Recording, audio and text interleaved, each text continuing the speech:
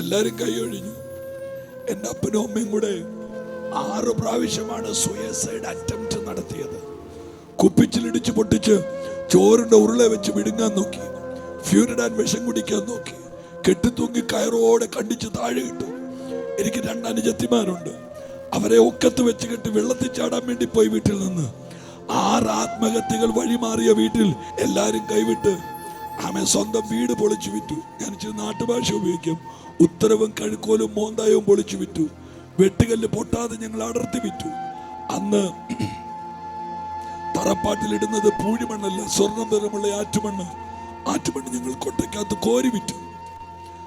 മരുന്ന് മേടിക്കാൻ പണമില്ലാതെ, പുഴുത്ത ശരീരം കൊണ്ട് ജീവിക്കാൻ മാർഗമില്ലാതെ എൻ്റെ അപ്പൻ വാവിട്ട് കരയുന്നത് എനിക്ക് ഓർമ്മയുണ്ട്.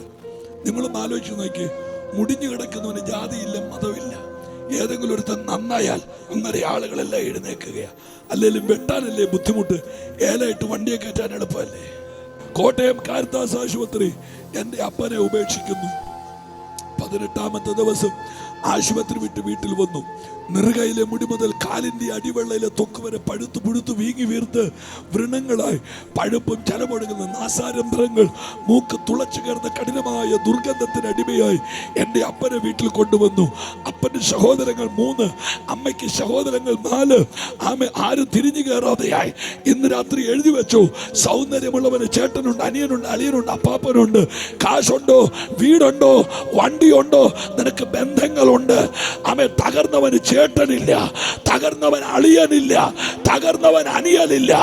എന്നാൽ ഏത് നശിച്ചവനെയും നെഞ്ചോട് ചേർത്ത് പിടിക്കുന്ന ഒരു ദൈവം, ആ കരമടിച്ചേശുവേ എന്ന് വിളിച്ച് ഏത് തകർന്നവനെയും, ഏത് ഉടഞ്ഞവനെയും, ഏത് നശിച്ച ആദ്യം മരിച്ചത് എൻ്റെ അപ്പനല്ല, ആദ്യം മരിച്ചത് എൻ്റെ വല്യപ്പനാണ്. മകൻ മരിക്കുമെന്നുള്ള ആധി കയറി വ്യാധി മൂത്ത് കോട്ടയം മെഡിക്കൽ കോളേജിന്റെ IC യൂണിറ്റിലെ അരണ്ട തണുപ്പത്ത് 5 ദിവസം ജീവന്റെയും മരണത്തിന്റെ ഇടയ്ക്കുള്ള സമരം അവസാനിപ്പിച്ചു. 5ാമത്തെ ദിവസം എൻ്റെ വല്യപ്പന്റെ കണ്ണ് തിരുമി അടച്ചു, താടി വട്ടം കെട്ടി പന്തലിനകത്ത് കൊണ്ട് ഡെഡ് ബോഡി വെച്ചു. നാട്ടുകാർ മൊത്തം ഇളകി. വീടിന്റെ തെക്ക് ഭാഗത്ത് വെട്ടിപ്പൂളി അടുക്കിയ പച്ചമാവിന്റെ വിറകിൽ എൻ്റെ വല്യപ്പന്റെ ശരീരം കടത്തി. ആളിക്കത്തുന്ന വിറകിന്റെ അഗ്നി ശരീരത്തെ കരിച്ച് ചാമ്പലാക്കി. നെയ്തെടുത്ത പച്ചവട്ടിക്കകത്ത് ചാര കോരി ഒഴുക്കി അസ്ഥി കൊണ്ട് അടിമ വെച്ച് ബലിപ്പുര കെട്ടി പ്രാർത്ഥിച്ചു. നിങ്ങൾക്ക് കേൾക്കണോ? ഇതേ സമയം കോട്ടയം കാരിത്താസ് ആശുപത്രിയിൽ 5 തവണ രക്തം മാറിയിട്ടും ദേഹത്തെ വിഷം മാറാത്തവരായി എൻ്റെ അപ്പൻ നുറുക മുതൽ പാദം വരെ പഴുത്ത്.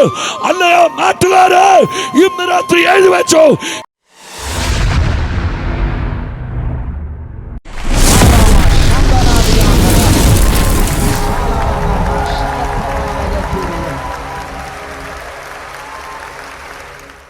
ഇന്നേക്ക് 39 വർഷത്തിന് മുമ്പ് എൻ്റെ വീട് കടന്നുപോയ ഒരു ഗതികെട്ട സാഹചര്യം എനിക്ക് ഓർമ്മയുണ്ട്. നിങ്ങൾ എത്ര പേരെ കേൾക്കുന്നുണ്ട്? കൈ ഉയർത്തി ഒന്ന് ഹല്ലേലൂയ പറഞ്ഞാട്ട്. എൻ്റെ വീട് കോട്ടയത്തിന് പടിഞ്ഞാറ് കുമരകത്താണ്. അത് ടൂറിസ്റ്റ് പ്ലേസ്. മിക്കവാറും ആളുകൾക്കൊക്കെ സ്ഥലം അറിയാം. ഇന്നേക്ക് 39 വർഷത്തിന് മുമ്പ് വീടിൻ്റെ തിണ്ണയിൽ എൻ്റെ അപ്പൻ സന്ധ്യാനാമം ജപിച്ചുകൊണ്ടിരിക്കുന്ന ഒരു വല്ലാത്ത രാത്രി, മുച്ചോട് കത്തിയ നിലവിളക്കിൻ്റെ മുൻപിൽ സന്ധ്യാനാമം ജപിച്ചുകൊണ്ടിരിക്കുമ്പോൾ എൻ്റെ വല്യപ്പൻ, ഞാനും എൻ്റെ വല്യപ്പനോട് ചേർന്ന് അന്ന് രാത്രി ആ വീടിൻ്റെ തിണ്ണയിൽ നിന്ന് നാമം ചൊല്ലുന്ന ആ ഗതികെട്ട രാത്രി 7:30 എൻ്റെ അപ്പൻ ജോലി കഴിഞ്ഞ് വീട്ടിലേക്ക് മടങ്ങി വരുന്നു. വീടിന്റെ മുറ്റത്ത് എൻ്റെ അപ്പനെ ഒരണലി കൊത്തുകയാണ്. വീടിന്റെ മുറ്റത്തിരുന്ന് ഒരണലി, നിങ്ങൾ എന്നെ ശ്രദ്ധിക്കണേ പ്രിയപ്പെട്ടവരെ, പ്ലീസ്, ഹല്ലേലൂയ. ഒരണലി കൊത്തുകയാണ്. പാമ്പിന്റെ കടിയേറ്റ് ഒരലർച്ചയോടെ എൻ്റെ അപ്പൻ നിലംപൊത്തി. എൻ്റെ വല്യപ്പനൊരു അന്ധവിശ്വാസങ്ങളുടെ കൂടാൻ സന്ധ്യാസമയത്തുള്ള വിശദംശനം മരണകാരണമാണെന്ന് പറഞ്ഞ് കത്തി നിന്ന് നിലവിളക്കെടുത്ത് വല്യപ്പൻ തന്റെ നെഞ്ചിലേക്ക് ആഞ്ഞടിക്കുന്നത് എനിക്കിന്ന് ഓർമ്മയുണ്ട്. ഇന്ന് രാത്രി നിങ്ങൾ ഇന്ന് രാത്രി എന്നെ കേൾക്കുന്നുണ്ടോ? അഹങ്കാരം കൊണ്ട് അരകെട്ടരുത്, അഹന്ത കൊണ്ട് ചുമ്മാട് കെട്ടരുത്. ഒരു ചിരി കരച്ചിലാകാൻ ഒരൊറ്റ മിനിറ്റ് മതി എന്ന് ഓർക്കണം. ഒരു ചിരി കരച്ചിലാകാൻ ഒരൊറ്റ മിനിറ്റ് മതി. എൻ്റെ അപ്പൻ വീടിന്റെ തിണ്ണ മുറ്റത്ത് കിടക്കുന്നു, എൻ്റെ വല്യപ്പൻ വീടിന്റെ തിണ്ണയിൽ കിടക്കുന്നു, അടുപ്പത്ത് കഞ്ഞി വെട്ടിത്തിളയ്ക്കുകയാ. എനിക്കറിയില്ല പാസ്റ്റർ, ഇങ്ങനൊരു വാക്ക് പറയാൻ ഹോളി സ്പിരിറ്റ് എന്നോട് പറയുന്നു. വെച്ച കഞ്ഞി കുടിപ്പിക്കാത്ത ശാപം ചില വീടുകളുടെ അകത്തുണ്ട്. ആമേ, വീടിനകത്ത് വെച്ച കഞ്ഞി കുടിപ്പിക്കാത്ത ശാപം. അയ്യോ, ഈ യോഗം നടക്കുന്ന വെറുതെ അല്ല. ആ ശാപത്തെ അഴിക്കാൻ ഇന്ന് രാത്രി ഒരുവൻ ഈ ഗ്രൗണ്ടിൽ ഹല്ലേലൂയ കൈയടിച്ച് യേശുവെന്ന് വിളിക്കാമോ? ആമേ, ആർത്തിയോടെ വെച്ച ഭക്ഷണം സമാധാനത്തോടെ കഴിപ്പിക്കാതെ നിന്റെ വീടിനകത്തിട്ട് നിന്നെ ഭ്രാന്ത് പിടിപ്പിക്കുന്ന ദുരാത്മ മണ്ഡലങ്ങൾ പ്രാർത്ഥിച്ചുകൊണ്ടിരിക്കുക. എനിക്കറിയില്ല, ഒരു ഭയങ്കര ദൈവമഹത്വം ഞാൻ ഈ ഗ്രൗണ്ടിൽ അനുഭവിക്കുകയാ. ഇതൊരു സാധാരണ രാത്രിയല്ല. ഏതൊക്കെയോ വീടുകളിൽ ഉറഞ്ഞുകൂടി കിടക്കുന്ന ശാപം ഇന്ന് രാത്രി യേശു അഴിക്കുകയാണ്. ഉറക്കെ വിളിക്ക.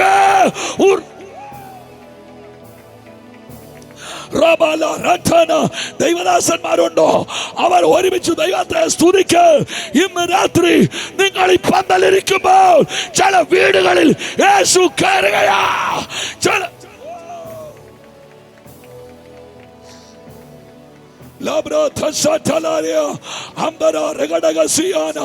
കരയുന്ന മാതാവ്,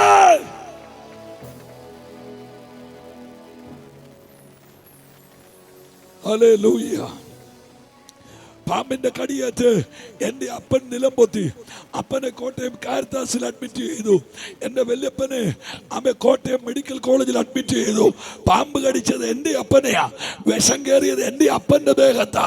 പക്ഷേ ആദ്യം മരിച്ചത് എൻ്റെ അപ്പനല്ല, ആദ്യം മരിച്ചത് എൻ്റെ വല്യപ്പനാണ്.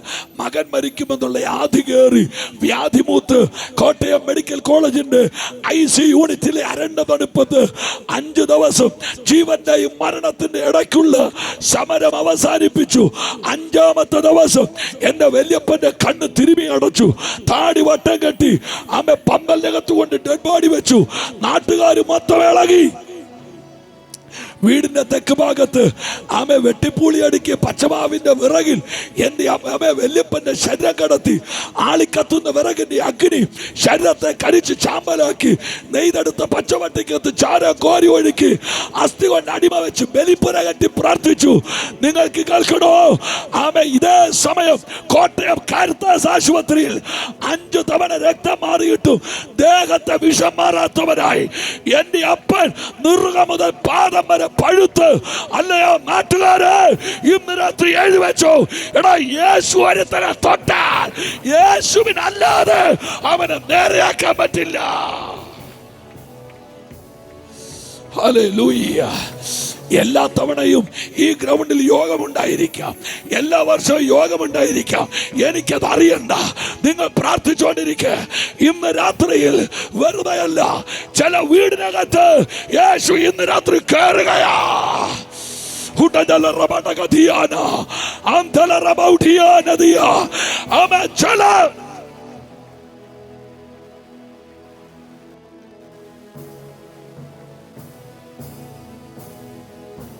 കോട്ടയം കാരിത്താസ് ആശുപത്രി എൻ്റെ അപ്പനെ ഉപേക്ഷിക്കുന്നു.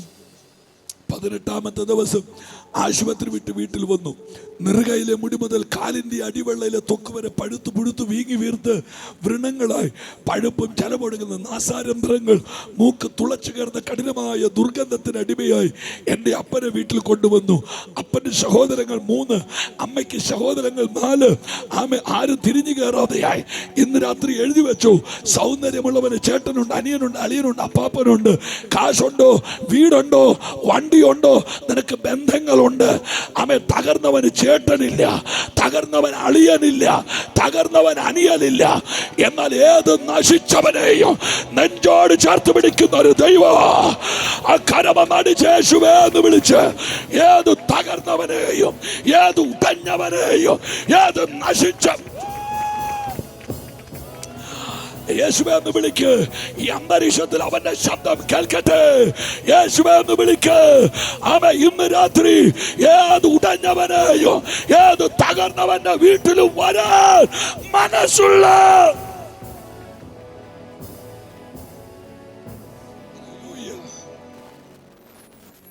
ആര് കയറാനാ? ആർക്കാരോടാ സ്നേഹമുള്ളത്?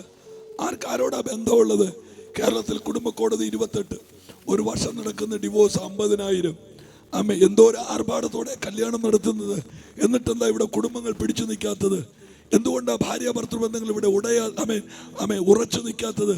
കല്യാണത്തിന് കഴിച്ച കോഴിയുടെ കാല് വയറ്റി ചെല്ലുന്നതിന് മുമ്പ് ചെറുക്കനും പെണ്ണും കൂടെ കോടതിയുടെ വരാന്ത ചെന്നല്ലേ പൈപ്പിനകത്ത് പാമ്പിനെ കയറ്റി കൊത്തി കൊലപ്പെടുത്തിയിട്ട് ഭാര്യയുടെ ഇൻഷുറൻസ് തുക കൈപ്പറ്റാൻ കാത്തിരിക്കുന്ന വേട്ടക്കാരായ ഭർത്താക്കന്മാർ ഈ ലോകത്തിലില്ലേ?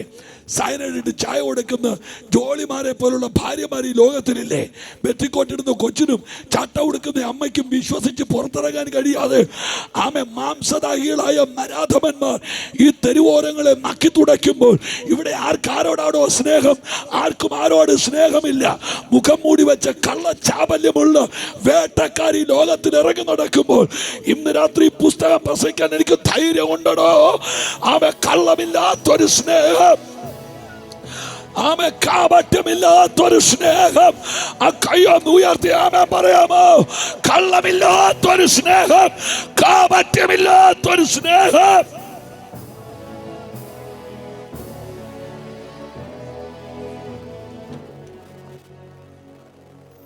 എല്ലാരും കൈയൊഴിഞ്ഞു. എൻ്റെ അപ്പനും അമ്മയും കൂടെ 6 പ്രാവശ്യമാണ് സൂയിസൈഡ് അറ്റംപ്റ്റ് നടത്തിയത്. കുപ്പിച്ചിലിടിച്ച് പൊട്ടിച്ച് ചോറിന്റെ ഉരുള വെച്ച് വിഴുങ്ങാൻ നോക്കി, ഫ്യൂരിഡാൻ വിഷം കുടിക്കാൻ നോക്കി, കെട്ടിത്തൂങ്ങി കയറോടെ കണ്ടിച്ച് താഴെ ഇട്ടു. എനിക്ക് 2 അനുജത്തിമാരുണ്ട്. അവരെ ഒക്കത്ത് വെച്ച് കെട്ടി വെള്ളത്തിൽ ചാടാൻ വേണ്ടി പോയി വീട്ടിൽ നിന്ന് 6 ആത്മഹത്യകൾ വഴിമാറിയ വീട്ടിൽ ഇന്ന് ഞങ്ങൾ 5 ഉപദേശിമാരുണ്ട്. ആ കൈയൊന്ന് ഉയർത്തി. ഹല്ലേലൂയ. എല്ലാരും കൈവിട്ട് സ്വന്തം വീട് പൊളിച്ചു വിറ്റു. ഞാൻ നാട്ടുഭാഷ ഉപയോഗിക്കും.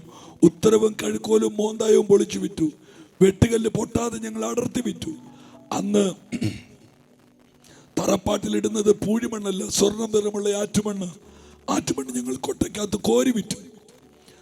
മരുന്ന് മേടിക്കാൻ പണമില്ലാതെ, പുഴുത്ത ശരീരം കൊണ്ട് ജീവിക്കാൻ മാർഗമില്ലാതെ എൻ്റെ അപ്പൻ വാവിട്ട് കരയുന്നത് എനിക്ക് ഓർമ്മയുണ്ട്.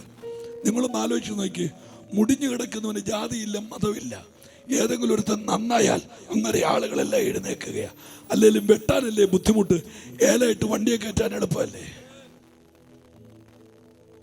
ഇതൊക്കെ ആരോട് പറയാൻ? നശിച്ചു കിടക്കുന്നവൻ, മുടിഞ്ഞ് മുക്കോണെടുത്ത് കിടക്കുന്നവൻ ആരാ ഉള്ളത്? ആരുമില്ല. അവൻ ഒരാളുണ്ട്, യേശു. കയ്യൊന്ന് ഉയർത്തി പിടിച്ചേ. Mighty powerful name.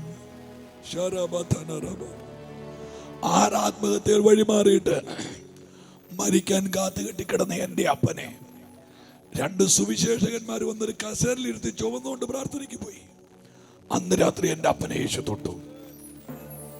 ഇന്ന് രാത്രി ഞാൻ നിങ്ങളോട് പറയാം, ഏത് അവഗണിക്കപ്പെട്ടവരെയും പരിഗണിക്കുന്ന ഒരു ദൈവമുണ്ട്.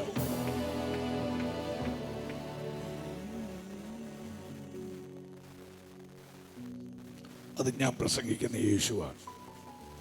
ആരും തൊടാത്തവരെ യേശു തൊടും. ആരും മിണ്ടാത്തവരോട് യേശു മിണ്ടും. ആരും കിടക്കാത്ത വീട്ടിൽ യേശു കിടക്കും. അവഗണിക്കപ്പെട്ടവരെ പരിഗണിക്കുന്ന ഒരു നല്ല ദൈവം.